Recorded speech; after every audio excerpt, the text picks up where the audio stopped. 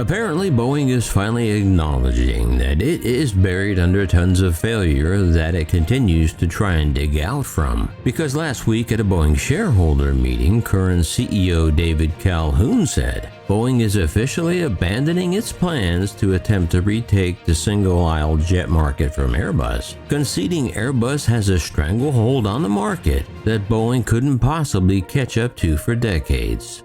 Calhoun said the 797 project is officially dead, at least for now.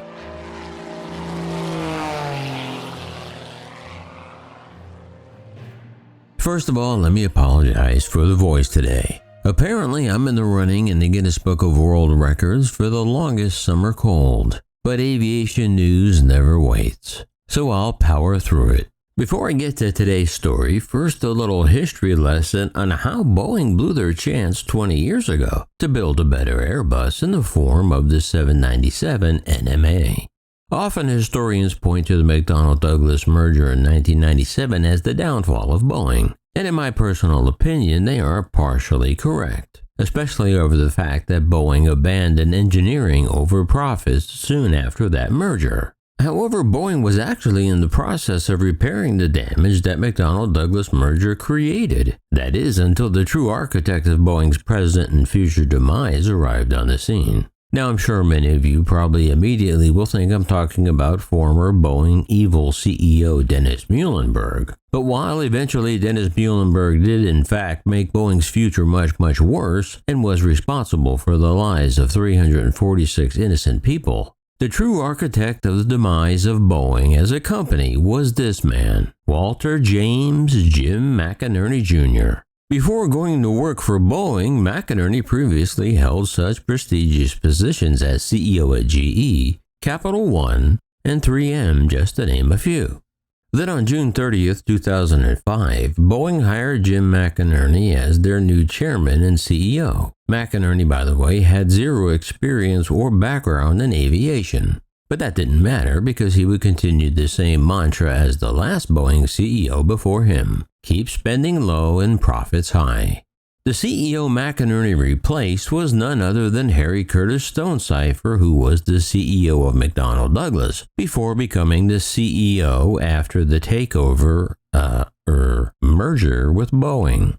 But Stonecipher was forced to resign in disgrace in 2005 after getting caught engaging in an illicit affair with another Boeing executive, Deborah Peabody.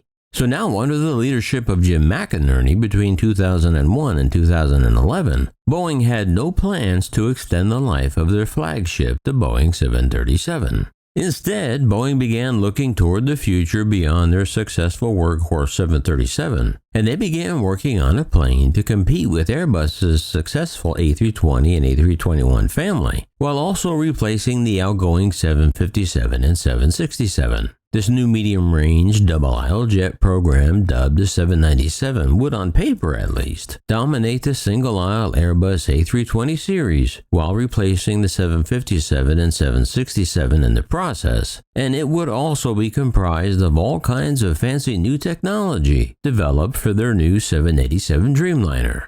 And if they had followed that path, there is no doubt Boeing would still be the largest aviation manufacturer in the world today. However, in 2011, when Airbus shocked and surprised Boeing with the announcement of the all-new and even better A320neo series, the Neo standing for New Engine Option, which was a much more powerful, cleaner, and fuel-efficient engine made by CFM International, a joint venture between GE Aviation and French company Safran Engines.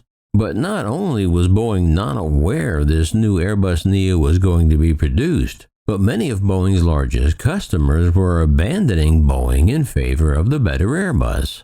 So instead of keeping its eye on the prize and continuing its quest to develop the NMA, the 797, and build a better Airbus, Boeing went into panic mode. It was then that Boeing's biggest customer, the all 737 American Southwest Airlines, had an idea and asked Boeing if they could put those fancy new CFM engines on the 737 so they wouldn't have to go through the costly expense to retrain all their pilots over to Airbus, and they could still get the same fuel efficiency and savings as the Airbus Neo. And with that, Boeing CEO Jim McInerney Jr. ordered Boeing to put some lipstick on a pig, and the Frankenstein plane the world came to know as the Boeing Max was born. And with a stroke of a pen, Jim McInerney destroyed the Boeing company probably for the next 30 years at least.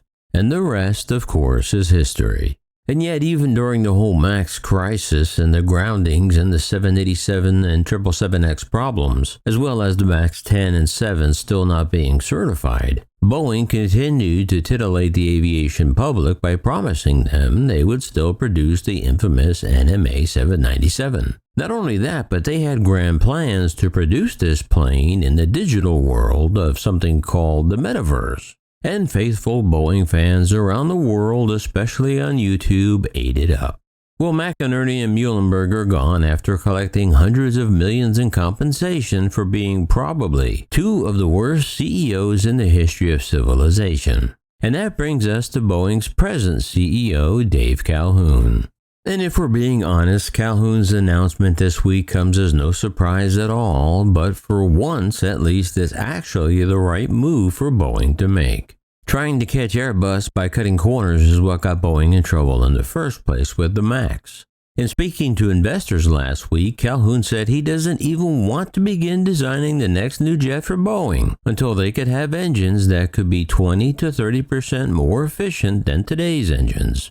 And that decision most likely was made as a result of engine maker CFM, the company working on the engines for the new Boeing aircraft, informing Boeing that there is no way to have that kind of engine efficiency developed and operational until at least 2035 at the very earliest. Calhoun told analysts last week that I don't want to just fill a gap in a product line. I want to build a product that's going to differentiate in a way that absolutely substitutes the airplanes that came before it. He said such a plane would be 20 to 30% more efficient and start to lay the groundwork for future autonomous or machine-driven flight. Oh great, so they are still considering pilotless Boeings. That's comforting. Also, Calhoun has said in the past that any future Boeing aircraft would look much more like an Airbus aircraft than a typical Boeing aircraft. So there's that too. Calhoun concluded his statement by saying, "There will be a moment in time where we pull the rabbit out of the hat and introduce a new airplane sometime in the middle of the next decade."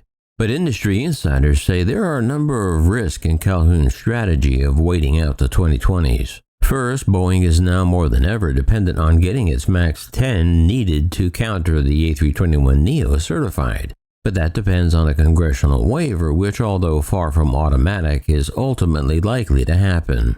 Secondly, it leaves Airbus with an entrenched market lead through the decade, rather than the 50-50 split with Boeing they have historically seen over time. That offers Airbus a cost advantage as well as useful negotiating currency with which to convert existing Boeing customers to its own next jet likely to appear in the 2030s. But Calhoun insists that market share is not an issue. But sitting out the decade also leaves the Max family exposed to competition from Airbus's smaller but lighter A220. Airbus recently said that the larger A220-500 is when, not if, they will build it. Oh yeah, speaking of the A220, Boeing could have bought that aircraft from Bombardier before Airbus had the chance, but Boeing decided they would try and crush Bombardier rather than buy them. I made a video on that a few years ago. I'll post a link in the description. Still, Calhoun insists Boeing's patience today will pay off in the next decade. Until then, the numbers of a lopsided duopoly favor Airbus, barring a setback in its own output plans. And finally, last week, Calhoun said, "If we bring any of the capabilities that I'm suggesting that will be available to us at that moment, leadership then will be well within our grasp." So while there will be many sad mythical Boeing 797 fans out there, I have to admit Dave Calhoun is the first Boeing CEO over the past 3 decades that seems to finally grasp the facts of what Boeing needs to do to right the ship and not allow Airbus to cloud Boeing's judgment for the future. And realistically, it's the only move Boeing can make with their limited amount of cash on hand and a mountain of past failures still ahead to climb. I have to admit putting the brakes on the new NMA talks was no surprise, but canceling the 787 freighter and the 767 ERF freighter, I didn't see that coming. How about you?